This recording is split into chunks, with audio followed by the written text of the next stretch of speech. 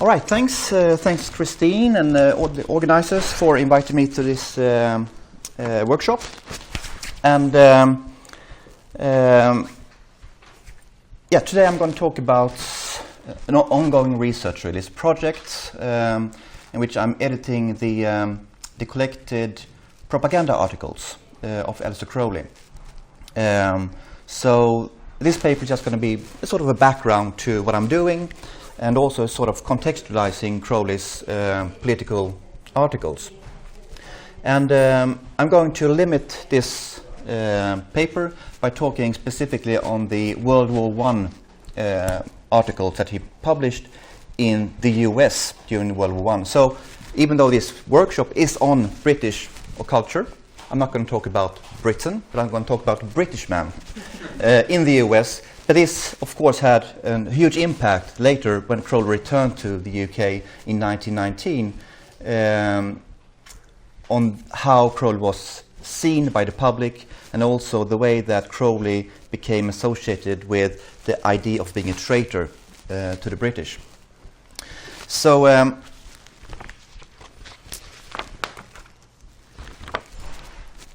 I don't think that I have to introduce who Aleister Crowley was. Everybody knows who he was, I assume. And also I noted that the time limit for the Occult workshop is 1875 to 1947, which I think has something to do with Crowley. I might be wrong, a little bit. So what I'm going to do now is I'm going to talk about the political aspects of Crowley's works then. And this is something which a few other scholars have already done, such as Marco Pasi has written a book about Aleister Crowley and politics, a great book, by the way, in which he shows that Crowley, he was interested in politics, but he was also very opportunistic. So he tried to use whatever political means he could in order to promote his religious teachings, thelema. So he would flirt with far-right politics, he would flirt with communist politics, he would flirt with virtually anything he could in order to promote his magical worldview of thelema. But when it comes to the propaganda articles that he wrote during World War I, we're faced with something different.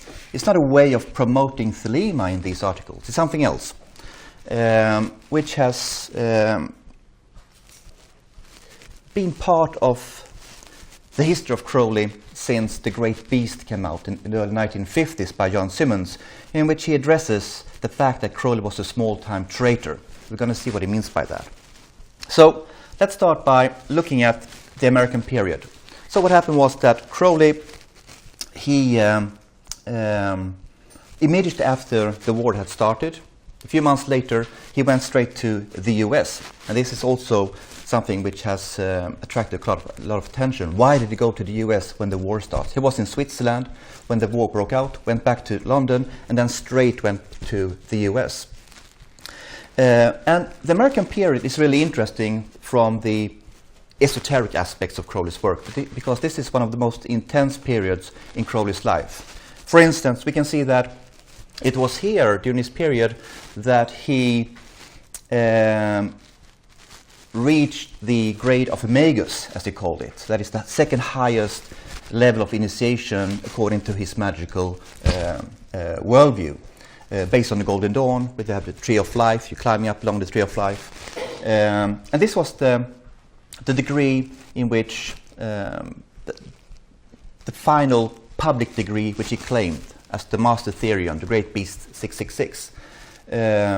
Later he would claim the grade of Ipsissimus in Cefalo in 1920, but he would never publish that. He would keep that secret. So this was his public highest degree that he reached during a period in the US.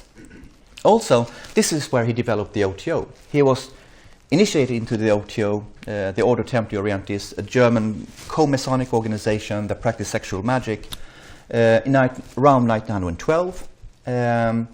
But it was particularly in the US that he sat down and actually wrote the rituals of the OTO, where he turned the OTO into a thelemic organization. That is, that the members had to take their oaths on the Book of the Law, that the members had to be able to recite, do what thou wilt, with the whole of the law and stuff like that in the rituals. And also this work was done in in cooperation with Freemasons. There was a Masonic system. The Masons complained that it was too similar to Freemasonry, so we had to move a little bit away from Freemasonry also. So a lot of emphasis on the OTO during this period. Also, this is now when he systematically explored sexual magic. We know that from his diaries, where he had learned about sexual magic from Theodore Royce, 1912. He had written a few texts of instruction, but he hadn't really tried out sexual magic, as it were, in a systematic way. And this is something which he's doing in the US from 1914 to 1919 in a very systematic manner. And that formed his understanding of the role of sexuality and the role of the combination of magic and sex. And also this was an extremely creative period for Crowley during his stay in the US. He wrote several of his most important works there, such as Liber Aleph, Astrology, and also the Simon If stories and so on. So it was a very productive period for Crowley. And finally, it was during this period that he also started to paint in a serious way. He had his first exhibition, the Dead Souls exhibition, held in Greenwich Village. And he will continue to see himself as a painter throughout the 1920s and 1930s, and having various exhibitions such as in Berlin and so on. So all in all, this is a period which has received quite a lot of focus from scholars focusing on Crowley, one of the most important periods in Crowley's life. But then there is the other dimension, the other aspect of Crowley's period here in the US, and that is, was Crowley a spy?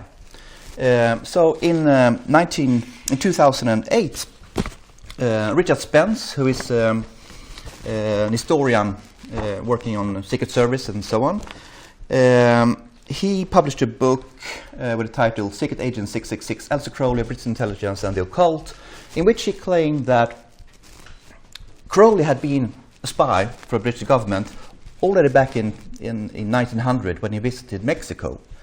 And his whole activities in the US from 1914 to 1919 were orchestrated by the British government. That the propaganda articles that he wrote, that all the contacts that he had, the reasons why he used pseudonyms and so on, but really that he was a spy. And the problem with the book is that it's really, the evidence that he brings up is circumstantial. It's very few hard facts that we have here that can actually say that Crowley was actually a spy. But he makes a lot of interesting points, and this is something which other later authors such as Tobias Churton recently has returned to in his book on Aleister Crowley in the US, which was published this year. So I'm not going to go into that discussion. There's a lot one can say about that. One can look at evidence and back and forth. And I must say personally I think that Crowley was opportunistic. We will return to that. But I'm not going to go to actually discuss that in detail, whether or not he was a spy. So what I'm going to do is I'm going to look at the articles themselves. What was it that Crowley actually published? What sort of propaganda did he write? And what could have been the purpose if we look at it from a broader context? So, propaganda, as we all know, it's as here we can see from Encyclopedia Britannica, propaganda, dissemination of information, facts, arguments, rumors, half-truths or lies to influence public opinion. And what we can say about propaganda is that propaganda can be worked in different ways. You can have different strategies of propaganda. You can appeal to the emotions, that is, you can tell horror stories about the opponent, the enemy. You can demonize your enemy, like the British did with the Germans during World War I. They talked about a Hun, that it was a savage, a barbarian, that it was antithetical to a civilized society. Or you can have another approach, where you want to present alternative facts in a logical manner and so on. And what we will see is that German propaganda and British propaganda worked in very different ways during World War I in the US. So, if we look at the the background, so to speak, for what happened in the US. Well, we know the basic facts of World War I, of course. That's on 4th of August 1914, Germany invades Belgium to outflank the French army. And Belgium was, of course, a neutral country, so what that meant was that they were violating the Belgian neutrality. And Belgium, as we all know, was in agreement with Britain, that Britain had to defend Belgium. So what happened on the 4th of August was that the British sent out an ultimatum to the Germans. You have to stop, you have to go back, you have to return your troops. And then a few hours later, they declared war on Germany. But the interesting thing is what happened during those few hours. We're going to return to that, which is directly linked to propaganda. And then, when the war starts, Germany launches their unrestricted submarine warfare against merchant vessels in 1915. And this is a major aspect of the propaganda, the way that the U-boat is attacking ships. Which of course has the consequence that on the 7th of May 1915, the British liner Lusitania is sunk by a German U-boat. And there are American passengers on Lusitania, and this creates an outrage in the US. And finally, in April 1917, the United States declares war on Germany. And this is something which we are familiar with. So what I'm looking at now is the period between the 4th of August 1914 and April 1917. Because what happened during that period was simply that both the British and the Germans were very interested in how would the US react. Would the US go into the British side and send in troops, or would they stay neutral? Germany, of course, wanted the US to stay neutral, whereas the British tried to bring in US into the war. And what happened was that on 4th of August 1914, in these few hours between where they told the Germans to leave Belgium and before actually declaring war, what they did during that few hours was they cut the 5 transatlantic cables connecting Germany to the US. And this had a major impact because what happened was that the German side of the war could not be sent to the US anymore. So it was only the British side that was being sent to magazines, journals, to radio, and so on. So only the British side was presented in the US. And of course, this was a propaganda move, which was something which was thought through even before this actually, the invasion actually happened. So, if we look at the British propaganda, we see that they were talking to the emotions of the American people, so to speak. So they sought to provoke fury against Germany using graphic images, stereotypes, and caricature. So this is one of the more famous ones. We see Germany as some sort of ape man coming with a club, Kultur, instead of culture, and it's going to attack the whole of Europe and possibly even the US if we don't stop him. And the Germans had to respond to this. So what they did was that they tried to organize a counter-propaganda in the US. And this counter-propaganda was organized by the ambassador, the German ambassador to the US, Bernstorff, who had a very,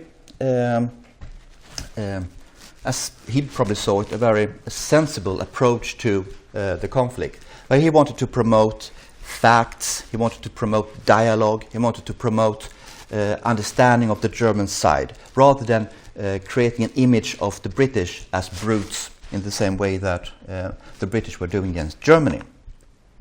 So in order to do this, the German Information Service was set up on Broadway in New York, where the major journal was published, The Fatherland, which we're going to return to soon, and all the various ways to disseminate pro-German articles in the US were organized.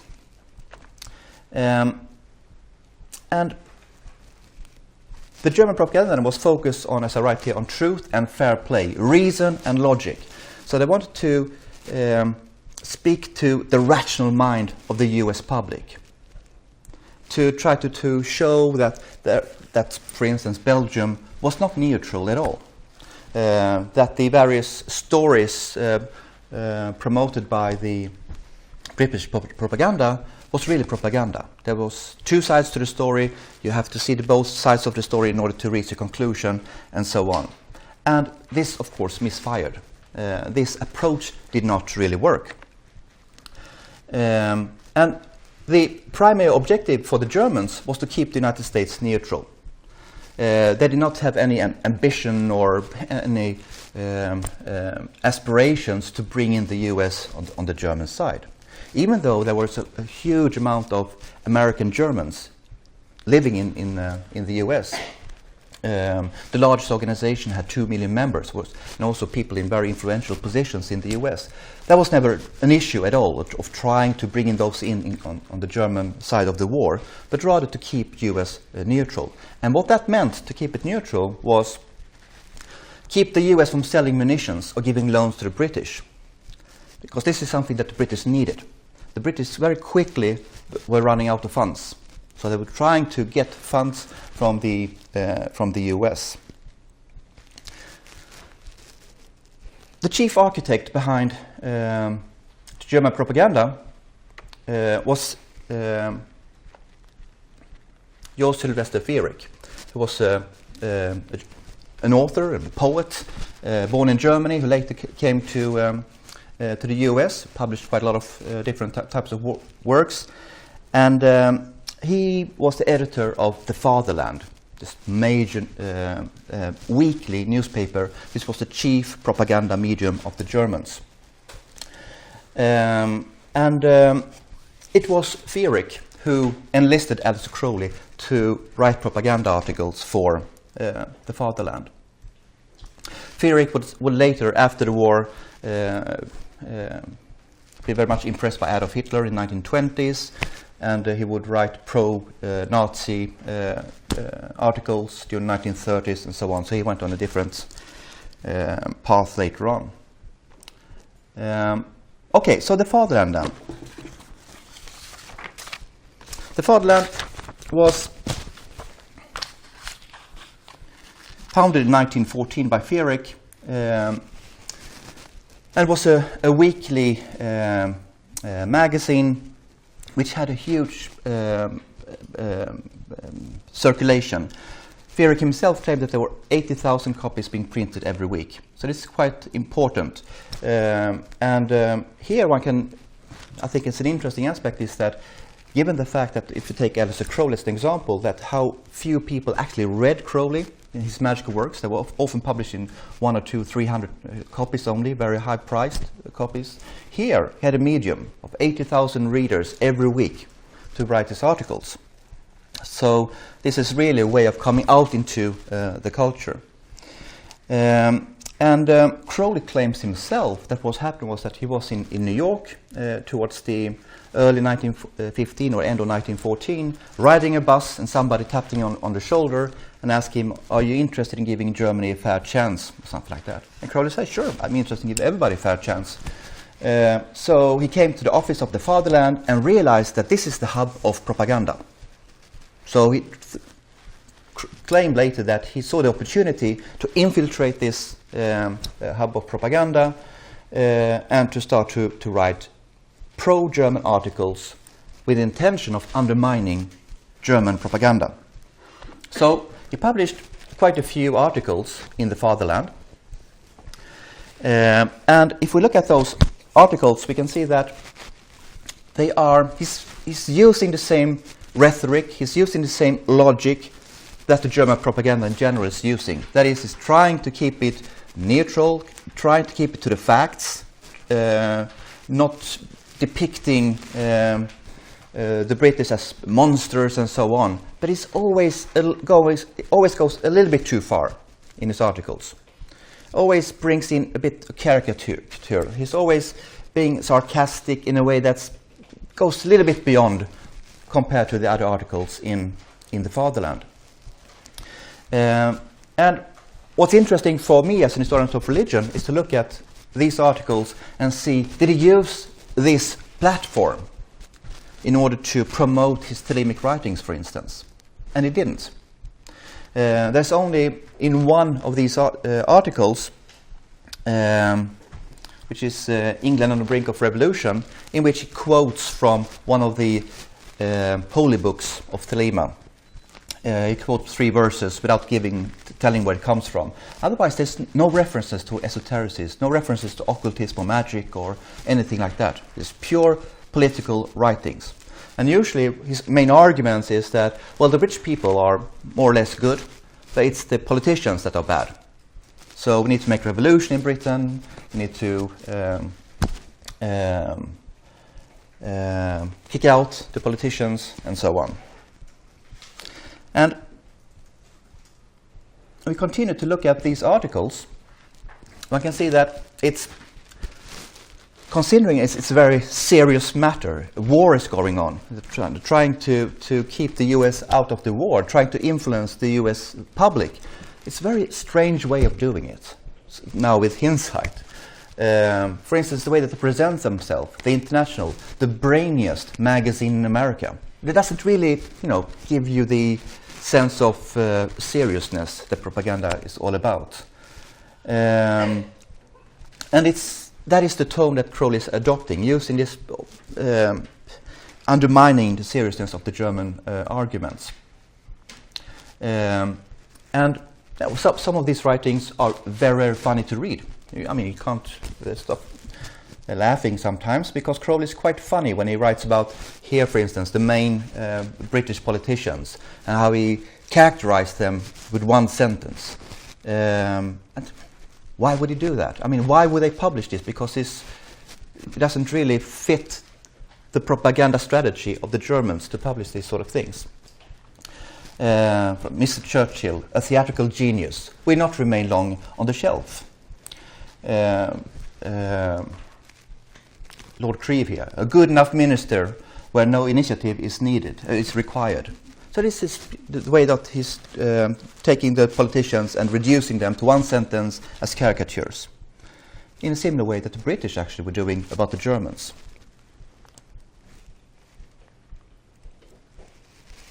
Now, the other journal that Crowley was writing for was the International, also edited by George Sylvester Henrik, but it was a very different type of magazine. This was a monthly literary journal, which was also used as a propaganda medium, but it combined literary works, poetry, and so on, reviews of books with political propaganda. And also here Crowley was involved quite early on and started to submit articles. And gradually he became more and more involved in the International and became its co-editor, until finally being the main editor of the International. And by that time he more or less wrote the whole journal, every issue, by himself, using various pseudonyms. And what we can see here in the International is that as it became more and more clear that the US would turn against Germany, the content of the International changes. Henrik gives over the control of the magazine to Crowley, and Crowley starts to publish occult writings. He starts to publish, for instance, the first version of the Gnostic Mass, the central ritual of the OTO, was published in the International. He published several key works. The Revival of Magic, for instance, is one of his most important essays on the function of magic, were published in this journal. So what we can see here, his first articles are propaganda articles, the end of England and so on, and then they become more and more literary, and gradually, because he wrote a lot for the International here, become more and more focused on 1917 onwards, Revival of Magic and so on, continues here to publish all these magical writings.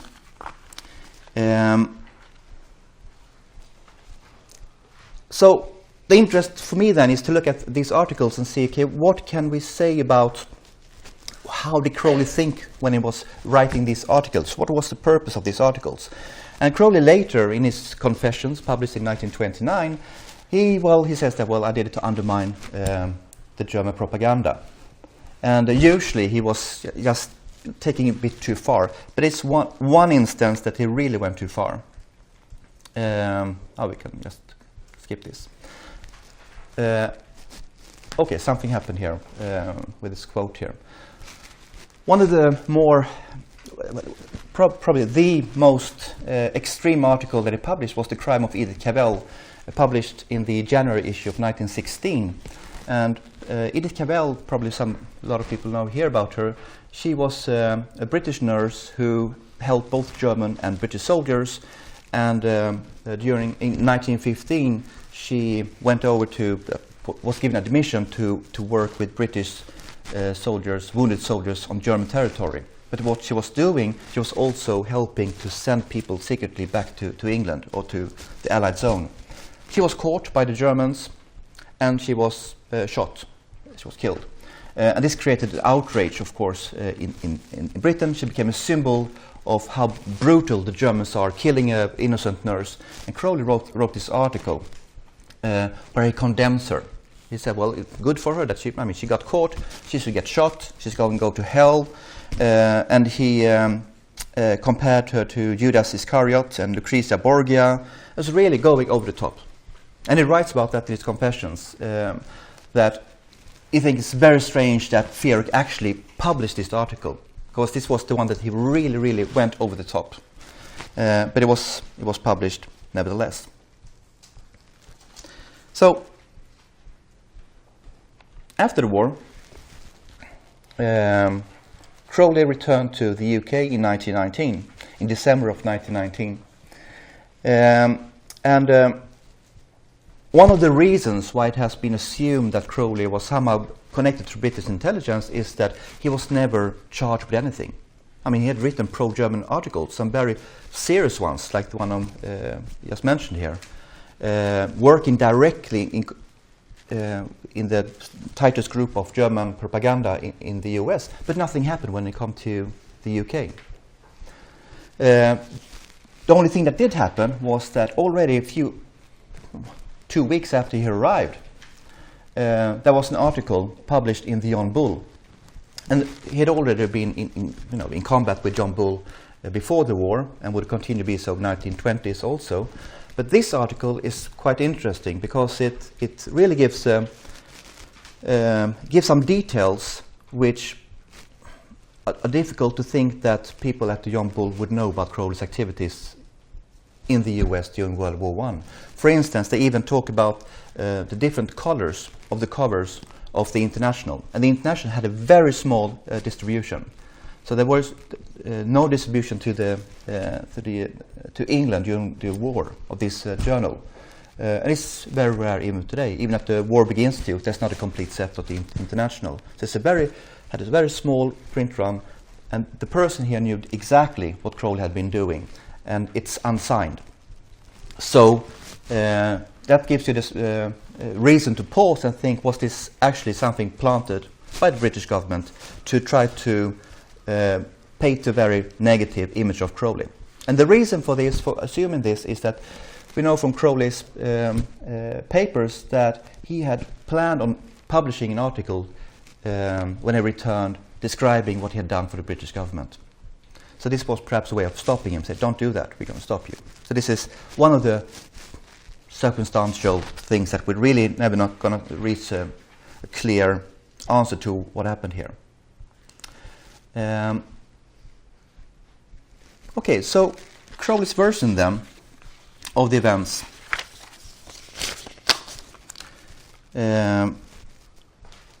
were for the first time published in the Confessions in 1929, and he goes into some great detail explaining the reasons he did what he did, and he writes here, one quote here: "I worked up Henrik gradually from relatively reasonable attack on England to extravagances which achieved my object of revolting every comparative sane human being on earth. I proved that the Lusitania was a man of war. I dug up all the atrocities of King Leopold of Belgium, from mutilated niggers in the Congo to Cleo de Merode. and Anna Robinson. I translated atrocity not merely into military necessity, but into moral uplift. I put halos on the statue of von Hindenburg with his wooden head and his nightgown of tin tacks. But, on the whole, I took few chances of letting the Germans... And the quote doesn't really go, continue here. So his argument is that, yeah, well, he started softly and then went more and more to undermine the propaganda. And when we look at his article, that is true. The first articles published in The Fatherland and The International are quite soft, as it were. They become more and more extreme as the time goes on.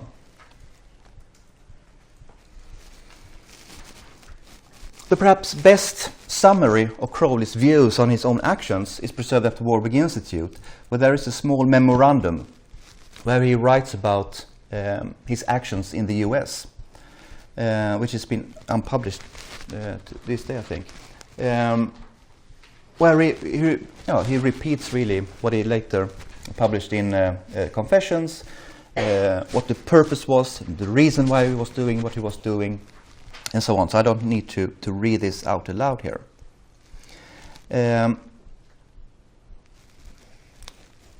But the image, anyway, of Crowley as a traitor is something which never left the public mind. Even though Crowley tried to argue for something else, he was doing it, 10 years after the events. And people could see that as a way of excusing his behavior, really. Because he didn't have anything to prove that he had been working under the orders of the British intelligence, which I don't think that he did have either. And one of the few instances where people from the official British intelligence actually commented on Crowley was when Guy Gaunt, who was head of the propaganda operatives in the British propaganda operatives in the USA. He wrote to John Simmons in 1948, and he says, I think you describe him exactly when you refer to him, Crowley, as a small-time traitor. So that's the way that the official version was of Crowley, a small-time traitor. So, how much time do I have? 2-3 minutes. Oh, 2, excellent, great. So,